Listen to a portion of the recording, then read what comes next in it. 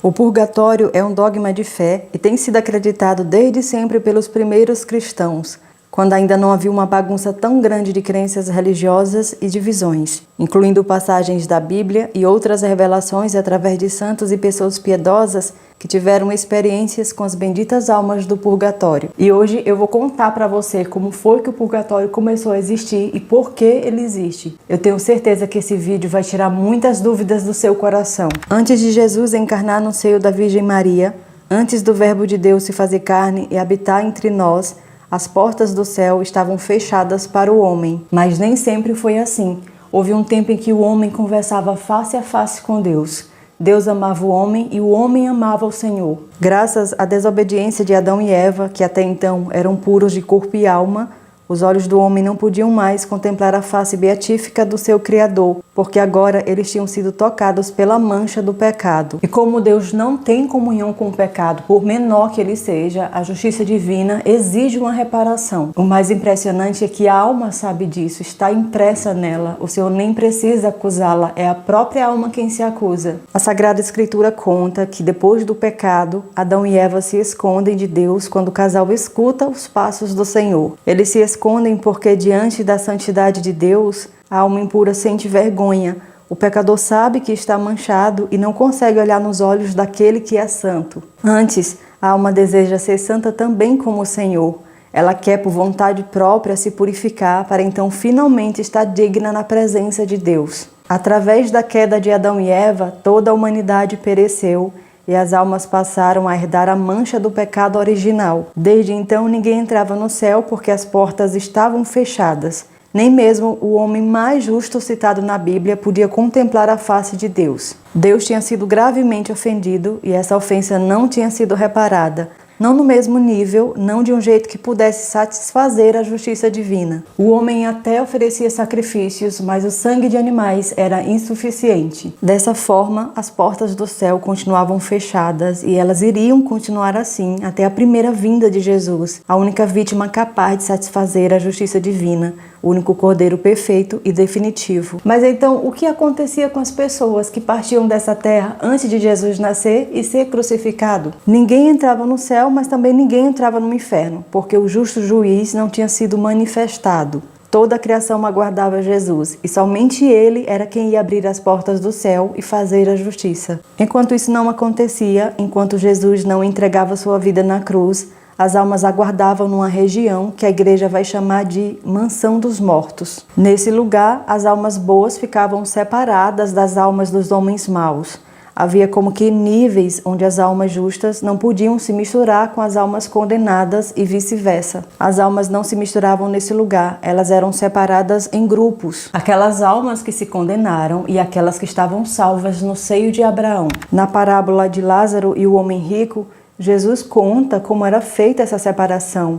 O Senhor narra como aquela alma condenada não podia nem mesmo ter um segundo de alívio, enquanto Lázaro aguardava sua vinda em paz ao lado de Abraão. Quando finalmente Jesus expira na cruz, começa aquela parte da sua missão que era resgatar as almas que estavam esperando por ele na mansão dos mortos. Como Jonas passou 3 dias na barriga de uma baleia, o Senhor passou 3 dias no seio da terra. Jesus desce à mansão dos mortos e vai para o lugar onde as almas justas esperavam por ele. São milhões e milhões de almas, incluindo Adão e Eva, os santos profetas e pessoas como Lázaro. Porém, as almas condenadas, elas não tiveram nem mesmo a graça de vê-lo, porque isso era como se fosse uma tortura para elas. Na hora do julgamento, o sofrimento de uma alma condenada seria infinitamente maior se ela fosse obrigada a ficar perto de Deus. Uma vez que, para as almas que vão para o inferno, a presença divina é como ácido nos olhos e não um bálsamo de cura. Além disso, a alma condenada se torna parecida com o demônio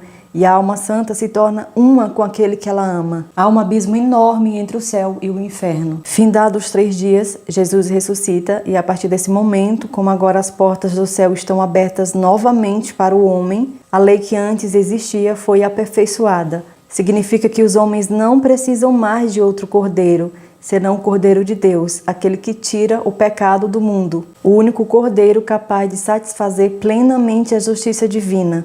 Por isso, Jesus Cristo é chamado de o Cordeiro de Deus. Mas o Senhor não aboliu a lei, então as almas ainda precisam se purificar dos seus pecados. Essa purificação acontece por meio do sangue precioso e da carne santa de Jesus, que são verdadeiramente bebida e comida. Nem mesmo na época do Antigo Testamento, os judeus bebiam vinho, nem usavam o sangue dos animais como representação de um sacrifício para remir seus pecados. O sangue era verdadeiramente tido como sangue expiatório, oferta sagrada para a remissão dos pecados do povo de Deus. O sacrifício de Jesus aperfeiçoou essa lei com seu próprio sangue, que agora deveria ser celebrada em sua memória. O sacrifício de Jesus abriu as portas do céu para as almas que amam a Deus, mas as almas ainda precisam ser santas para estarem diante do trono do Altíssimo. Em outras palavras, ninguém pode se apresentar diante de Deus com uma mancha de pecado, por menor que ela seja, que a alma tem por obrigação buscar a santidade enquanto ela vive na terra. A missão de Jesus não era unicamente morrer numa cruz e salvar todo mundo.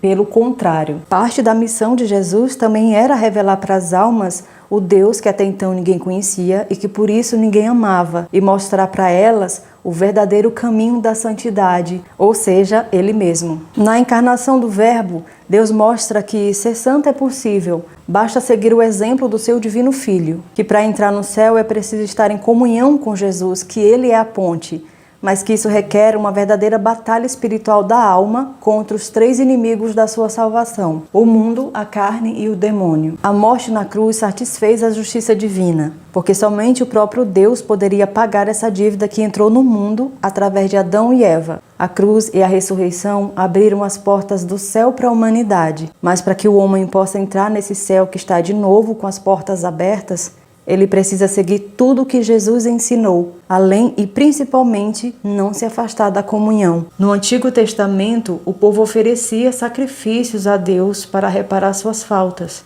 Havia a Páscoa, onde um cordeiro era imolado. O sangue e a carne desse cordeiro serviam para remir os pecados. Deus não tirou isso, apenas aperfeiçoou em Jesus, que agora é a Eucaristia, o sangue e a carne do seu próprio coração. Por isso, para se salvar, o homem deve comer e beber a carne e o sangue do Cordeiro de Deus. O sacramento da confissão, por exemplo, e a comunhão em estado de graça são indispensáveis para a salvação da nossa alma. Ou seja, até o fim da vida, o homem precisa lavar suas vestes no sangue do Cordeiro de Deus, que continua tirando o pecado do mundo, tendo em vista que ele peca todos os dias, considerando também a sua inclinação natural para os vícios. A contínua busca pela salvação consiste em amar a Deus sobre todas as coisas e lutar pelo reino do céu que Jesus nos revelou. A única diferença entre as almas do Antigo Testamento e do Novo Testamento é que agora as almas podem ir diretamente para o céu, isto é, se elas forem santas como o Senhor pediu. Mas se ao deixar essa terra, uma alma que ama a Deus ainda estiver imperfeita, ela mesma sabe ao fechar os olhos que ela ainda não merece a visão beatífica da face do seu Criador. Deus é justiça e misericórdia. A misericórdia vai sempre perdoar, porém a justiça vai sempre exigir reparação. Desde o começo foi assim. Por isso, o Pai não poupou o Filho, porque sabia que somente o sacrifício de Jesus poderia reparar a culpa e a pena do mundo inteiro. Só uma oferta tão grande poderia reparar uma ofensa igualmente grande. Uma vez perdoada essa dívida maldita herdada por Adão e Eva, começa então uma nova história, só que dessa vez com a herança que Jesus deixou para nós, isto é, sua Santa Igreja que administra todos os seus bens, batismo, confissão, Eucaristia, tudo para limpar a alma do pecado. Todo pecado tem uma culpa e uma pena. A morte e a ressurreição de Jesus não apagaram essa realidade. O gênero humano continua vulnerável à queda. Jesus abriu a porta do céu para mim, mas eu preciso passar por ela carregando a minha cruz. E por mais que a alma ame nosso Senhor e ela até se esforce,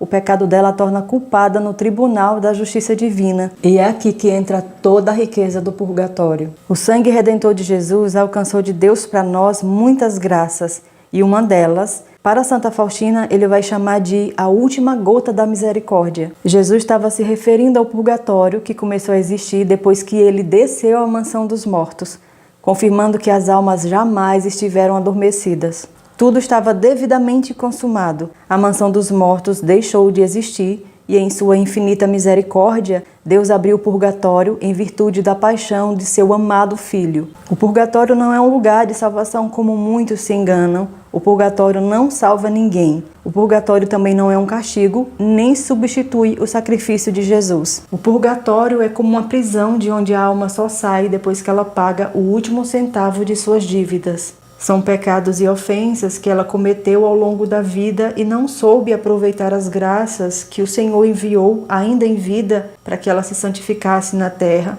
se purificasse e assim evitasse sua passagem pelo purgatório. Se porventura o purgatório não existisse, no fim da vida, essa alma imperfeita, ao invés de ir para o céu, cairia direto no inferno. Graças a Jesus, ela tem uma última gota de misericórdia a ser derramada. O purgatório é uma graça da misericórdia divina. Se não fosse o purgatório, uma parcela muito pequena das almas iria para o céu, enquanto a maioria se perderia, somando as pessoas que não são cristãs, nem jamais ouviram falar de Jesus, nem mesmo de Deus Pai. O purgatório também faz justiça para as almas que foram boas pessoas em vida, que fizeram caridade desinteressada, foram gentis e solícitas, pessoas que não contribuíram com o mal, mas não tiveram a graça de conhecer a pessoa de Jesus Cristo e toda a sua verdade, e assim não desfrutaram dos sacramentos antes de deixarem esta terra. No início, a justiça divina exigiu que as almas não entrassem no céu até que o sacrifício do Cordeiro de Deus fosse consumado. Essa justiça divina pede santidade das almas e até mais, agora que a Santíssima Trindade foi revelada. Na mansão dos mortos, privadas da alegria de ver a Deus, mesmo sabendo que estavam salvas, as almas cumpriam a pena de esperar pelo dia em que elas seriam levadas para o céu. A pena consistia em não saber o dia e a hora, e assim ficaram abandonadas inteiramente à vontade de Deus. O mesmo acontece com o purgatório. A alma sabe que ela está salva, mas ela cumpre a pena de esperar pacientemente pelo dia e a hora em que ela finalmente entrará no céu, depois de alcançar a santidade que Deus sempre quis para ela e que ela não soube conquistar na terra. Ela está no purgatório pelos pecados mortais que cometeu, se arrependeu e se confessou, porém, esses pecados não foram devidamente expiados na terra. Para ajudá-la, Deus permite muitas vezes problemas e dificuldades. São sofrimentos que Nosso Senhor chamou de cruz. Tome sua cruz e me siga. Foi o que Jesus falou e poucas pessoas entenderam. Os apóstolos foram entender depois que a santidade passa pela cruz. Também vão para o purgatório as almas com pecados veniais, com pequenas ou grandes imperfeições, como impaciência numa fila, olhares tortos para o próximo, gestos indelicados, respostas ríspidas, grosserias dentro de casa, atitudes que não condizem com a postura de um santo do céu, já que para ir para o céu a alma precisa ser um espelho do próprio Cristo. O céu é uma comunhão com Deus. Deus é o próprio céu. Acontece que é impossível você imaginar uma alma impaciente, por exemplo, convivendo com os anjos. Em Deus não existe mancha de pecado. E São João conta no Apocalipse a multidão dos santos que ele viu com vestes brancas. Eram pessoas que se lavaram no sangue do Cordeiro e agora eram perfeitas. Deus não espera menos de você, a perfeição, porque Ele te quer no céu. É essa santidade que Jesus veio nos ensinar. Em resumo, o purgatório faz parte da salvação que Jesus conquistou para as almas. Que tudo de Jesus, que toda a história dele faz parte da sua missão. É perigoso separar algumas partes, porque tudo está interligado, desde a criação do mundo, passando pelos profetas, o sim de Nossa Senhora e até o que a gente ainda não viu. Deus usa cada detalhe, nenhuma parte é mais importante que a outra. É uma obra de salvação que funciona em comunhão.